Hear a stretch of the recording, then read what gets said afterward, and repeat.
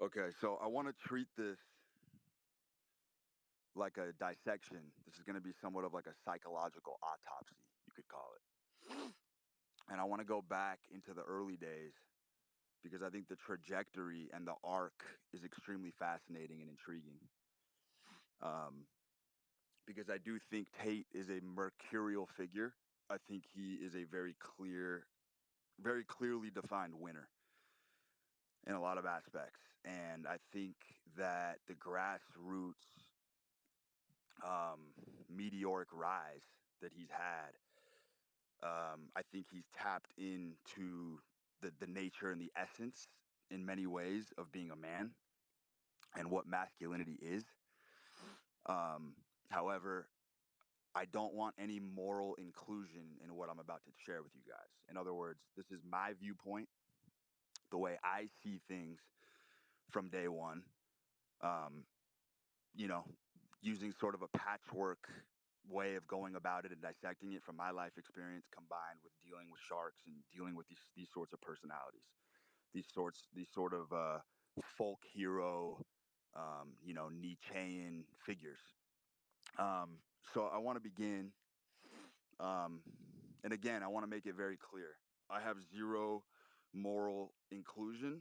I'm not coming at this from a moral standpoint. This is just how I see how things went down. So let's zoom back. How I believe the whole thing started with Tate's campaign and him coming onto the scene when he had a much less devout following is I believe Pops passes away. I believe he did inherit some kind of money, whether that was life insurance. I believe him and his brother absolutely inherited a batch of cash. Whether that was $1 million, 500K, don't know what the fuck the number is, but I absolutely believe that there was some seed money that came posthumously from the passing of his father. Then, what I believe took place is I believe that that base model Lamborghini was purchased jointly. I believe they pooled their funds together, got that first Lambo, that Huracan that we saw for years, and I believe that was the pinnacle. That was the beginning of the apotheosis of this. I want to call it almost like a guerrilla marketing campaign. Okay, get that Lambo. Now you hit the ground running. Now you can utilize that asset to essentially bootstrap what I would call a sort of McMahonian marketing campaign. And when I say McMahonian, what I mean is Vince McMahon, arguably one of the greatest geniuses of our time, started the World Wrestling Federation. Now, the types of surly characters that you saw, the egomaniacal, unbelievably outrageous, puffed up characters that come out of the World Wrestling Federation, guys like The Rock, that type of bravado, I believe Tate borrowed those fundamentals. Okay? I call it McMahonian marketing. The fundamentals of carefully curating an outrageous persona that is so over the top and so brazen and so unbelievable and so striking that even if you're of a higher intelligence, it's so overtly egregious that even you, as an intelligent human being, somewhat can buy in because it's just so in your face and aggressive. So I think that marketing campaign sets off. I think that we are seeing the product of a very broken home. I can relate. I think Tate comes from a very checkered sort of history. I believe there was probably a lot of trauma in childhood within the home, and we all know that goes one of two ways. It either creates a super predator, which Tate obviously has become a super predator using whatever pain and whatever struggle he's been in through his life. He has maximized it to the fullest. And I do not want to understate or take away anything from the guy because, like I said, I do see him as a clear winner.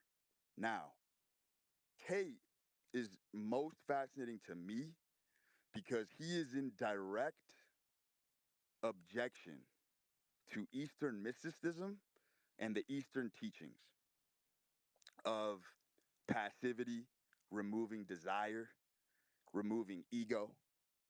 The guy absolutely has utilized the full capacity of the human ego to catapult himself to the heights that he's come from, that he initially came from. In other words, Tate is proof that you your past is somewhat irrelevant and that we are all born as men from the primordial ooze. We all have the potential to use the ego and the faculties and the pain and the trauma that we've had to build ourselves into some sort of behemoth, into some sort of monstrosity, right? So I believe Tate's strategy, his his mode of artistic expression has been he went all in on this outrageous persona. Okay. Now there was a tweet, I believe it was last week, that was fascinating to me. It somebody quote tweeted Tate when he was calling people broke, poor, miserable, whatever. He said something to the effect of in the tweet that he couldn't imagine living your life. And the person that quote tweeted him very astutely and accurately said, "This is what Tate sees when he looks in the mirror." Now, you have to understand, I fully believe that Tate and a lot of men who have gone through a lot of fucking turmoil in their childhood, I believe that they remain permanently tiny inside. Tiny, tiny humans internally. And Tate's response to that is the correct response, which is the Nietzschean theme, which is truth to power. What I believe the entire underpinnings of the heroic rise of his whole movement is essentially Tate lied his way into the truth. Okay? The claims, the money claims, the figures he was throwing around were lies in the beginning. Okay? I believe 100% that they were lies. He turned the lies that he spoke into the universe into the fucking truth. He made them real. He made them real. He lied his way into the truth, which is undeniably an incredible fucking feat. And I believe that he got blood drunk off of it. He saw that he could continually, you know how everybody on Twitter always talks about, oh, don't share your goals out loud because you get that dopamine hit and it's going to fuck you on the back end. Keep your goals private. Tate flies right in the face of all that bullshit. Tate literally did the exact fucking opposite and has been sharing his ambitions, his goals, his numbers for fucking years. And he's made every one of them happen. He's made every one of them happen. I think the numbers he was telling you he was worth were severely bloated and embellished in the beginning. I don't think he had much money. But the conviction in the WWE like persona and the aggressive ramming it down your throat, it just shows you the power of repetition. You know what I mean? Like even the kickboxing credentials. You can literally run a fucking Google search, a run of the mill vanilla Google search, and you can fucking check into all of the claims. And a lot of them are severely embellished, but nobody gives a fuck because the guy will just sit in front of the camera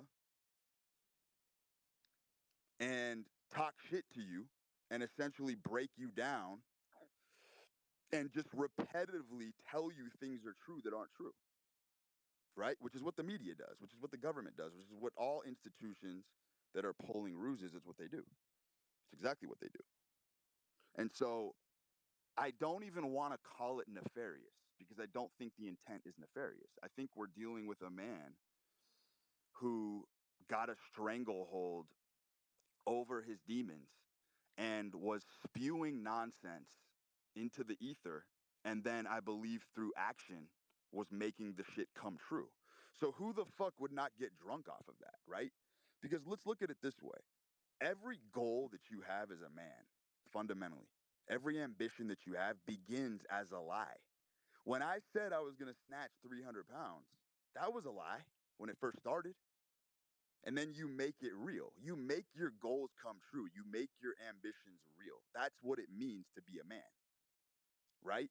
Extruding the imagination, extruding that into the real world and crystallizing it. That is the essence of being a man. It's what it's all about.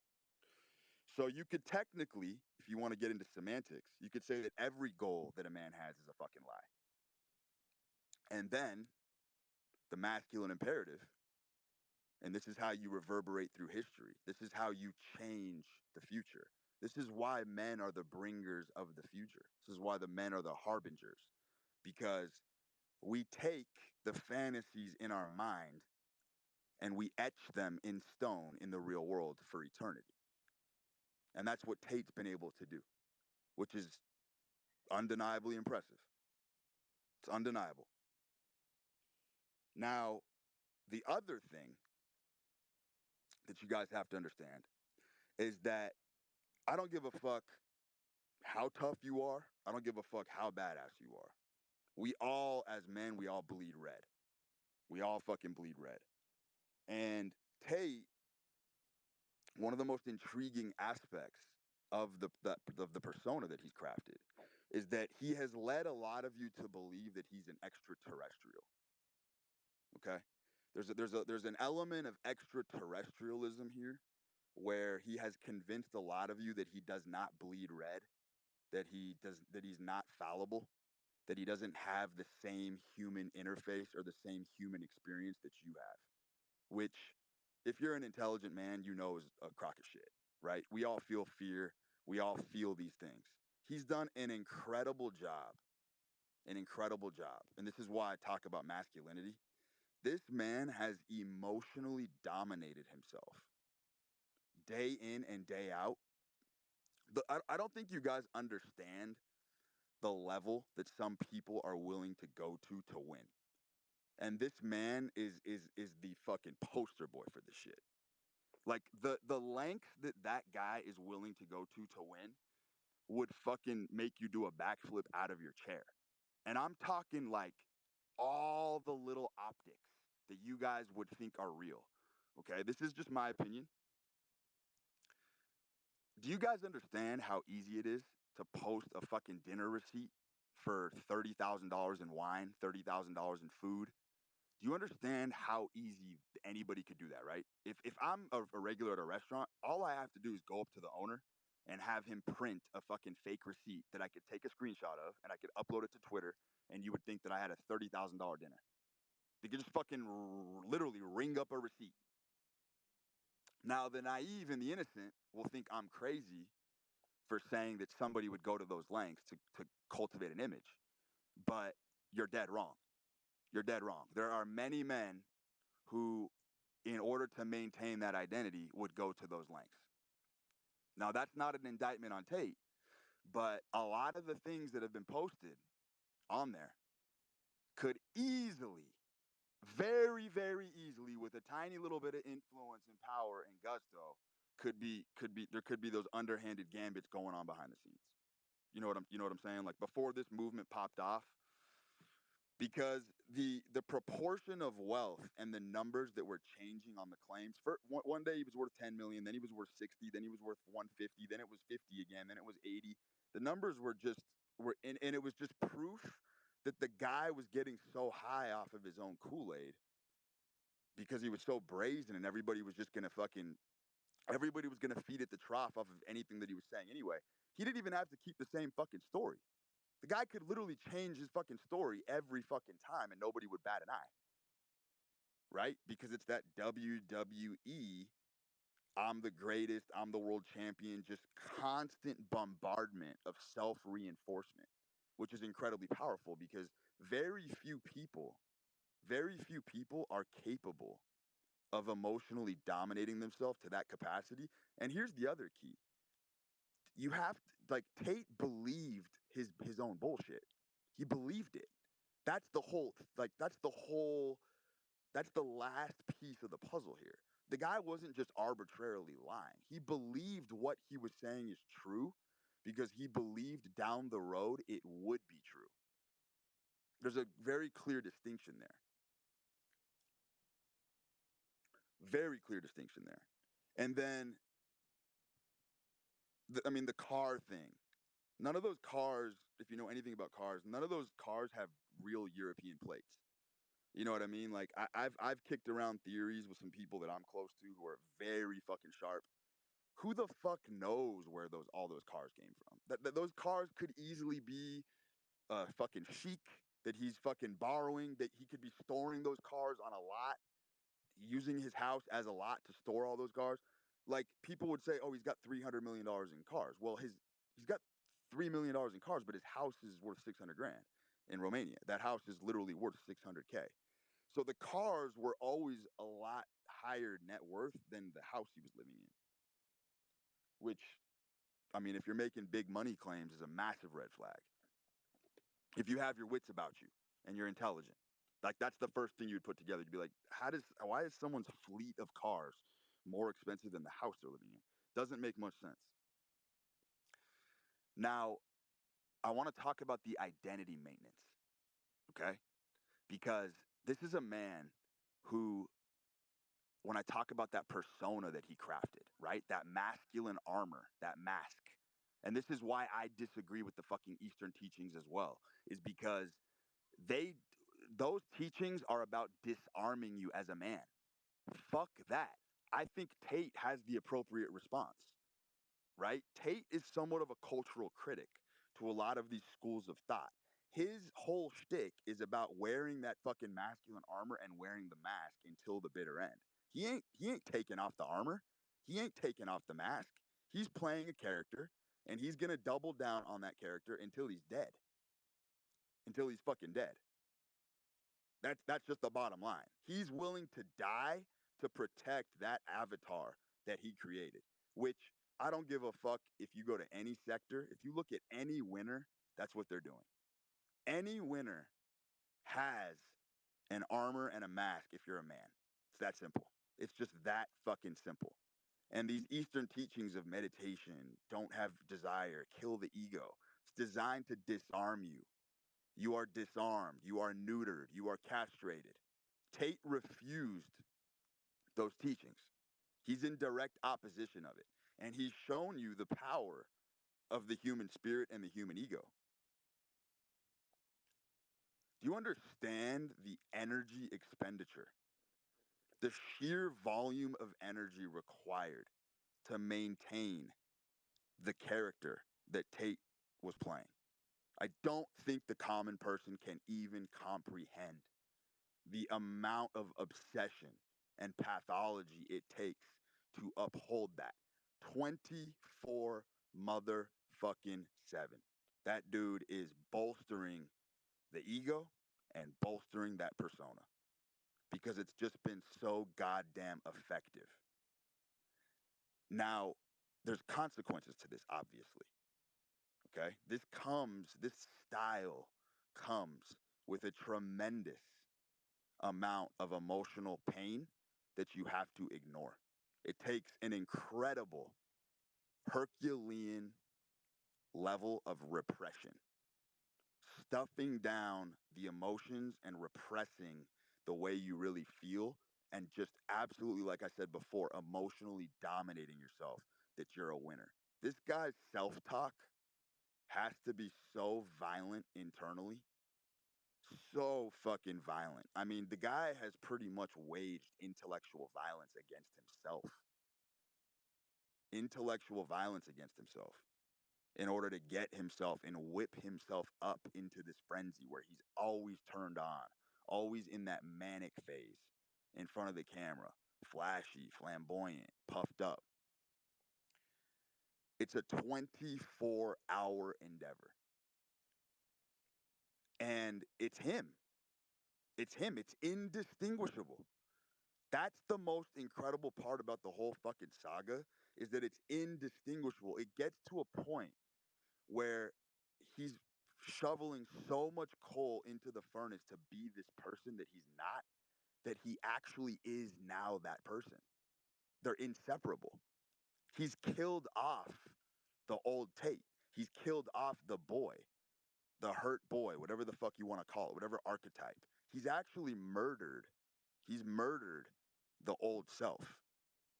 And there's been a crystallization of this new superego, which is fucking fascinating to witness because I've been watching it for years. I've been watching the guy just dominate himself and will himself into this spectacle, right? Into this wonder, and that's what he's become. Now, the jail thing is interesting because Tate is obviously going to go down as a folk hero, okay? And right now, he's somewhat of a martyr. When I tell you that Tate is a clear winner, winners are always going to take any kind of misfortune and they're always going to spin wheat into gold, right? Like Rumple fucking Stiltskin. So Tate is going to take this whole jail thing. And I'm telling you, what's going through his head right now is he views it as an investment. He views it as an investment. So he's gonna sit and he's gonna be in jail. I don't know when the fuck he's gonna get out, but he's gonna be in jail. And what it's gonna do is it's gonna crystallize that masculine essence that I'm telling you guys about that he has, because he's gonna come out and he's gonna monetize the living fuck out of the jail experience. He's gonna monetize the fuck out of it. The stories are gonna be insane, right? He's probably gonna tell you stories of them starving him, beating him, whatever. He's gonna glamorize the conditions, and he's gonna basically frame it as, look, I'm a hero of the people. I went to jail for you guys to spread the truth. That's how it's gonna be framed. So he's fine right now. I bet you he's in a very decent frame of mind because he's going to turn this whole thing and flip it on its head and turn it into a fucking win. Because that's what winners do. That's what winners do. The guy is clearly a natural born winner. It's just that simple. I mean, like, the guy just can't do anything wrong. He really can't make mistakes because on the back end, he's going to figure out a way to fucking monetize the fuck out of it and make himself be a bigger hero. He's the hero now who suffered in jail. The big bad wolf who suffered in jail. And when he comes out of it, the stories, the glamour, just you wait. Just you wait. You're going to see exactly what I'm talking about. It's all going to be fucking monetized. He's going to get even bigger than he is now. And it's going to be one of the greatest shows on earth. So, look, I've always said on my Twitter, the winning mentality is very unhealthy. You're going to have to pick poison if you want to be a winner in life. That's just a fact. The emotional domination, the intellectual violence that men at the highest echelons have to inflict upon themselves in order to, I want to say, disobey the natural laws of like what they were supposed to be on paper is incommensurable with what you guys would ordinarily think like it takes to get to that level. It takes 24 hours a day of identity maintenance. Whoever the fuck you think you are, that super ego is going to save your fucking life. The super ego, the ego is literally all you have as a man. If you do not have an ego as a man, you are indistinguishable from a woman. It's just that simple. And here's kind of what I really want to end this with so you guys can kind of understand that there's a major trade-off here. Okay? As a man, I believe the masculine imperative is about being effective. Okay? I think happiness, I will trade happiness to be effective all goddamn day. Every day of the week, I would rather be miserable and effective than happy and ineffective. Give me effective because at least I'm demonstrating competence as a man, right? Making money, fucking hot women. Those are two very simple reductionist ways to demonstrate competence as a male. If you can make millions of dollars and you can have sex with hot women, to some degree, you've shown male competence. And a lot of men are miserable doing those things, right? Like, just because you make millions of dollars and you're on yachts and you're banging a bunch of bitches, I'm not going to sit here and tell you for 1 minute that that's going to make you satisfied or somehow you're going to feel like you made it. A lot of that comes with a lot of misery deep down. But it also comes with a level of effectiveness and power that's indescribable and worth the trade off for a lot of men. And I believe that's the trade off for Tate. I believe Tate probably has a very dreary internal monologue. It's very dreary and it's probably very bleak. And there's probably a lot of unhappiness and misery underneath the veneer. But he's effective. He's a weapon. He has forged himself into a blunt instrument designed to win and get what he wants. Separated, partitioned from how he feels about it. Doesn't give a fuck how he feels. He just wants to win. He just wants to win. And losers are far more concerned with how they feel. They're far more concerned with the state of being and the psychological damage that's being extolled on them. So there is a poison here. There is a dose of poison that you have to pick. Now in Tate's case, the psychological poison that he has taken, a little spoonful a day, it's not going to kill you. It'll just make you sick. It's not going to kill you. It'll just make you sick. And my point is that there is some spiritual decay. There's some spiritual necrosis in crafting and maintaining that persona that I'm talking about. Obviously, it's damaging to the soul. Obviously, it's damaging to the psyche. Obviously. But you don't see that. Nobody sees that. That's a private dealing. That's a private dealing between him and his God. And you'll never see it because that's what it takes to be a fucking winner. You have to disregard the corporeal body on some level. On some level, any champion has a very twisted, perverted, distorted view of their own nature. And you have to make a sacrifice. It's not healthy to want to be extremely successful. It's not healthy. I mean, we're fucking primates. We're designed to roam around in bushes, do a little fucking, make a little art, be a little inventive, create some things, and move on, right? That's homeostasis. But to break the bounds of what normal people are doing you're gonna have to absorb some severe emotional damage. Now, how well you curate that and how well you deal with that pain dictates how far you're going to go. There's a lot of men who don't make it. They get broken on that journey. They just weren't built for it. Sorry, nature is cruel. And this is why I believe the Tate spectacle and phenomenon is so ubiquitously um, sort of embraced right now, is because people are tapping into the fact, even subconsciously, that this is a man who has completely shattered the fourth wall.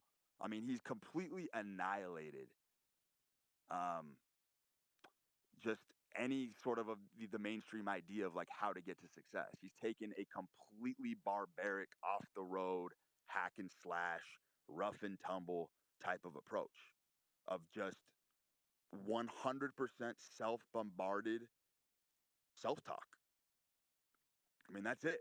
That's the fucking Nietzschean fucking principle. That's it. Truth to power. Truth to power. So I'm going to end this here. If you guys want to continue this discussion, pop in my DMs. But I've just found the entire thing extremely illuminating today with the whole thing about people talking about the jail thing. I'm telling you guys that winners will absolutely flip any misfortune on its head. And he's going to use this whole fucking thing to come back viciously, stronger than he ever was before. Because that's what fucking winners do.